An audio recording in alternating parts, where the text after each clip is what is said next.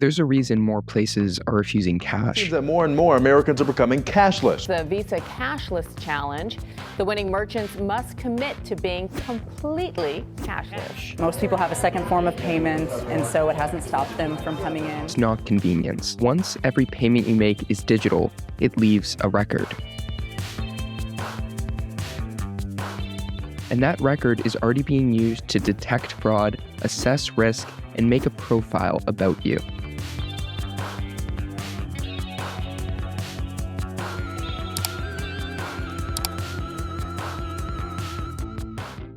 Every time you use a card or a mobile payment, your bank records it.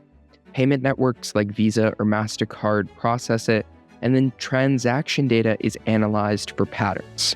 Cash is one of the only kinds of payments that doesn't automatically create that data trip. This shift is already happening globally. In Sweden, cash made up less than 10% of payments by 2022.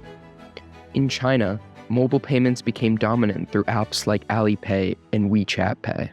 In the US, cities like New York have had to introduce laws fully banning cashless stores. So what changes when cash disappears?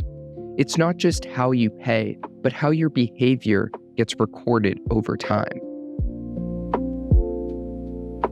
Digital payments create a consistent record of where you pay, when you pay, and how frequently they happen. And over time, that builds patterns. And those patterns are already being used in systems like fraud detection, credit risk models, and financial monitoring systems. So decisions aren't always based on one transaction. They're based on the patterns of your spending. And here's where it gets interesting. Digital payments don't just record behavior, they change how you pay. Research consistently shows that people pay more on a card than they do with cash. A study published in the Journal of Consumer Research found that people are less sensitive to payments with card versus cash. And research by MIT Sloan has shown that people are often willing to pay significantly more with a card than they would with cash, like 10 to 15% more. Why is this? It's because cash creates a sense of loss. You have to physically hand it over to someone, but a card, you just tap, and that's it. Payment's over. So digital payments do two things at once. They create data and they reduce friction. Which means that you will show more transactions, more data, and more patterns over time. Okay, how does this data really affect you?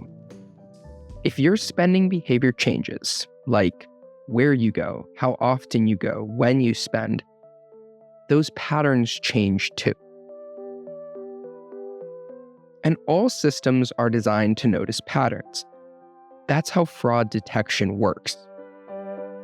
But the same idea applies more broadly. Patterns, signals, decisions. Sometimes that means that offers change, your limits change, or access change, and often without clear explanation as to why. So instead of making a single yes or no decision, it's a gradual adjustment. But cash doesn't feed that system. There is no record of a cash payment. And that's why the system is increasingly moving more digital.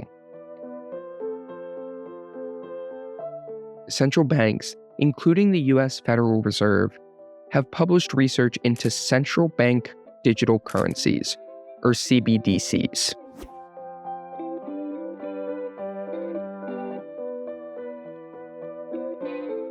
Which would mean transactions exist entirely within digital systems. And when transactions are fully digital, they become data by default. And once something becomes data, it can be analyzed. And that's exactly what we do here, breaking down the systems behind it. Thank you for watching The Hidden Media.